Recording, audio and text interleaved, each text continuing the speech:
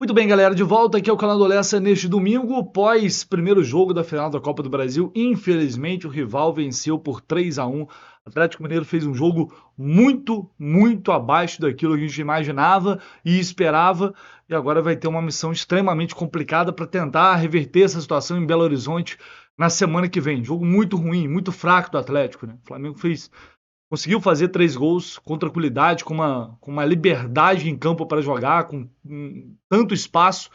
Então o negócio foi realmente impressionante ver, ainda mais depois das partidas que o Atlético fez contra o Fluminense, contra o próprio Vasco em São Januário. O meio de campo do Atlético parecia um deserto, né? Impressionante. Mas é isso, né? O Flamengo venceu por 3-1 e agora vai tentar ganhar esse título lá em Belo Horizonte na semana que vem na Arena do Galo. Mas eu tô começando esse vídeo aqui falando sobre isso, obviamente, porque até por ser uma final e o jogo deste domingo, estamos sem Campeonato Brasileiro, mas vamos falar de Campeonato Brasileiro, porque tivemos uma rodada, foi uma rodada boa, é porque o Fluminense empatou com o Grêmio em casa, mas ela poderia ter sido muito pior, pelo menos até aqui, com os jogos da 32ª rodada. Vou colocar na tela a tabela para vocês, e a gente vai ver que o Bragantino empatou com o Cuiabá, para quem por um acaso não sabe ainda, o Bragantino em casa empatou com o Cuiabá. Esse resultado é espetacular, porque não só por manter o Bragantino ali embaixo, mas são pontos que você não recupera. É pior do que empatar com o Grêmio, por exemplo, porque o Cuiabá é um dos times, é um dos rebaixados para a Série B do ano que vem. Acho que isso é fato. E o Bragantino perdeu pontos em casa para o Cuiabá. E o Vitória ganhou o Atlético Paranaense, um confronto direto aí na rodada, 2-1, Vitória chegando a 38 pontos, ultrapassou o Fluminense respirando Vitória, reagindo na hora certa. Eu tô achando que o Vitória não vai cair de fato.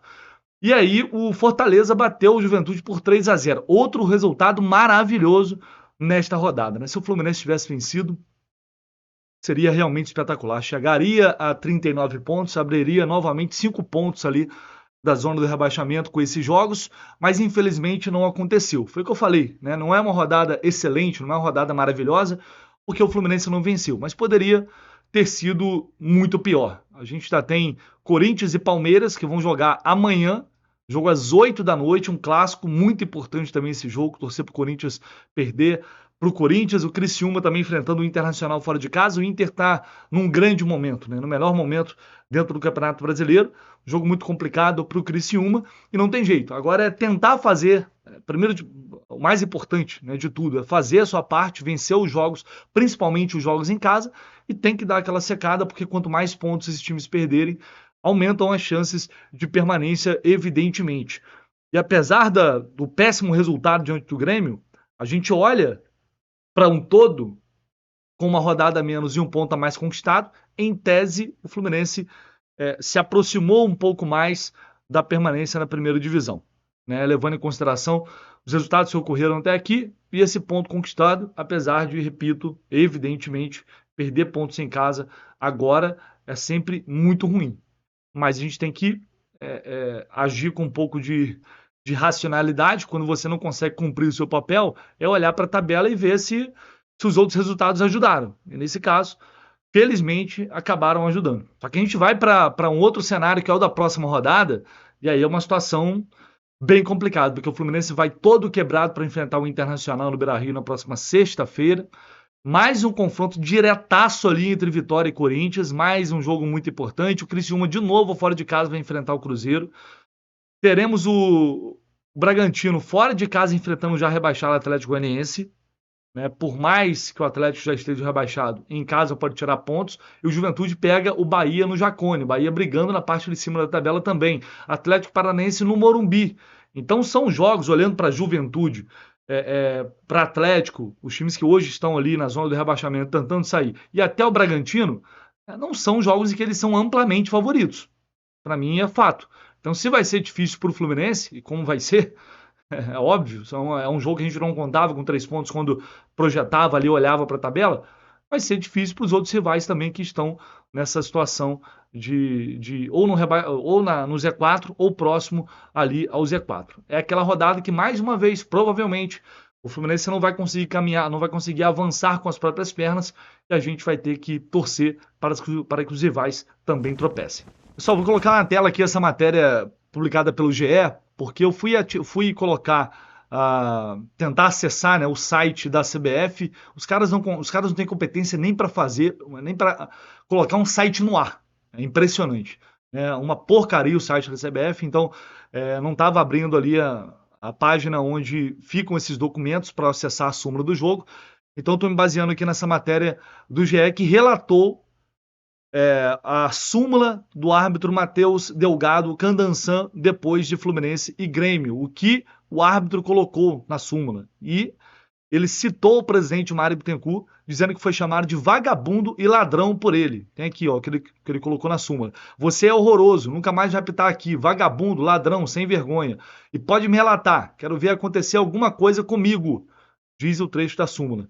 A gente viu o presidente Mário Bittencourt após o jogo dizendo que o árbitro foi mal intencionado, estava mal intencionado, para tirar vários jogadores, meio time do Fluminense, do próximo jogo contra o Internacional. A saída da arbitragem, como diz aqui a matéria, foi muito conturbada, muita confusão. Jogadores, diretoria do Fluminense que partiram para cima da arbitragem. Enfim, os seguranças tiveram que agir para poder evitar algo ainda pior. E aqui está o trecho da súmula. Aos 29 minutos do segundo tempo, expulsei do campo de jogo o Gandula, senhor José Claudemir da Silva, por não cumprir a sua função. Após o término da partida, quando a equipe de arbitragem se dirigia ao vestiário, vários jogadores, diretores e outras pessoas com a camisa do Fluminense reclamaram assintosamente contra as decisões da arbitragem, sendo possível identificar o senhor Mário Bittencourt, presidente do Fluminense, que proferiu as seguintes palavras para a equipe de arbitragem: você é horroroso, nunca mais vai apitar aqui, vagabundo, ladrão, sem vergonha, e pode me relatar, quero ver se vai acontecer alguma coisa comigo. Então, provavelmente vai acontecer, imagino eu, porque o Mário vai ser denunciado pelo STJD, como já é praxe, com base na súmula do jogo, na súmula do árbitro. Se vai acontecer alguma coisa, não dá para saber, mas foram ofensas pesadas e certamente o tribunal vai agir, vai denunciar e provavelmente punir o Mário, que teve o nome relatado ali na súmula do jogo, uma arbitragem que realmente gerou muita revolta. Foi uma arbitragem ruim, saiu distribuindo cartões, deu para mim um acréscimo absurdo, mas repito, lá contra o Vitória do Barradão, foi algo muito mais absurdo e muito mais revoltante do que propriamente nesse jogo.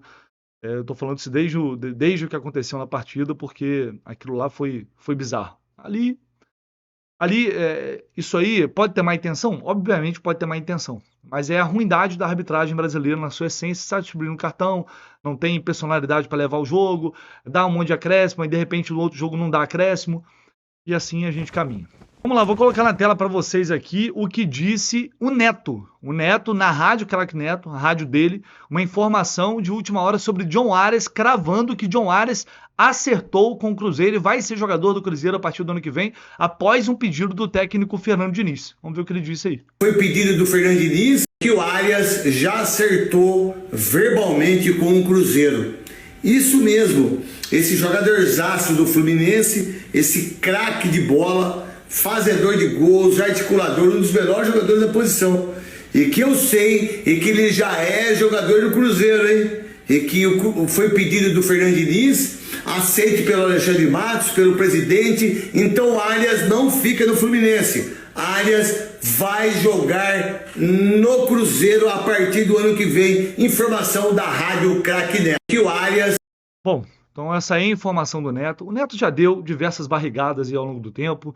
Ele não tem muita preocupação, não vou dizer compromisso, mas enfim, ele não tem muita preocupação com o que ele fala, se vai se concretizar ou não depois. Não é algo que vai afetar em nada a imagem dele, porque ele trabalha dessa forma.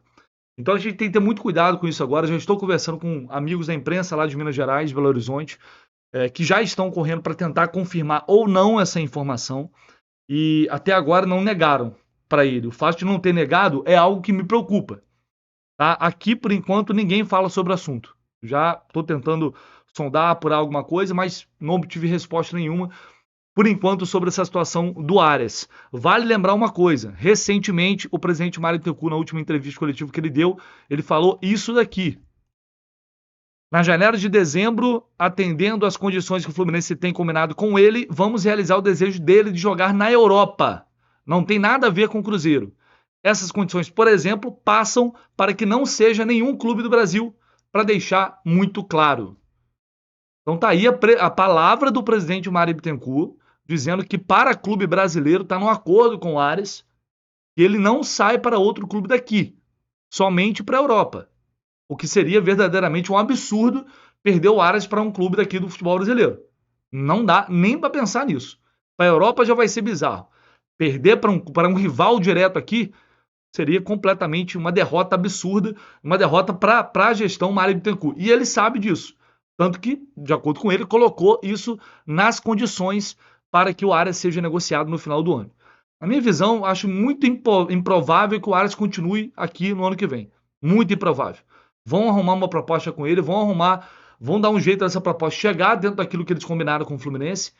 E o Fluminense vai fazer a operação, porque o próprio presidente está falando que vai fazer. Agora, o Neto está cravando uma informação, que é o pedido do Diniz, e que o Ares já está acertado com o Cruzeiro. A gente está aguardando aqui a manifestação de alguém, se alguém confirma, se alguém nega, que a gente não tem por enquanto, porque essa é uma negociação que pode ser fechada. O Cruzeiro pode fechar com o jogador para depois o Ares resolver com o Fluminense. É possível. Vamos fazer a proposta, você aceita. O Diniz pode ter ligado para o Ares, pode ter convencido o Ares. Ele sabe que os dois eram muito próximos. O Diniz tem uma lábia danada. Com certeza iria para ganhar um absurdo de salário. A gente sabe disso. Talvez nem na Europa ganhasse tanto, dependendo da proposta. Tem o Alexandre Matos lá, que é um cara extremamente profissional, que já tirou jogadores de clubes nessa situação.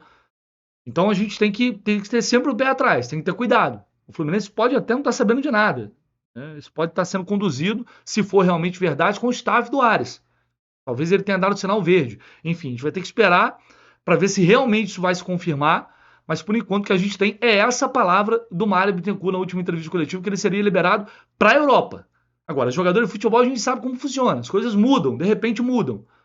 Mas a gente tem a palavra do presidente.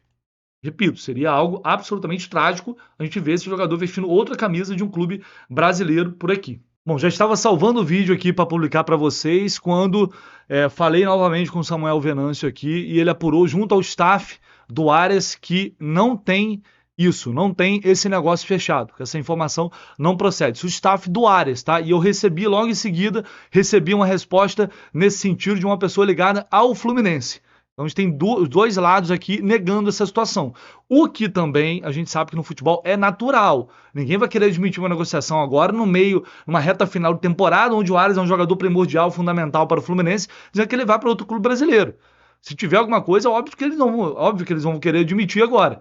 Mas, enfim, temos, e aí a gente tem que informar, é uma versão, temos a negativa de dois lados, por enquanto envolvendo essa negociação, mas a gente está buscando outras informações e outras notícias aqui para vocês. Beleza, pessoal? Vou deixar aí o pedido pro like, para você poder se inscrever aqui no canal, deixar sua inscrição também, se você não está inscrito, deixa aí, por favor, muito importante, seu comentário.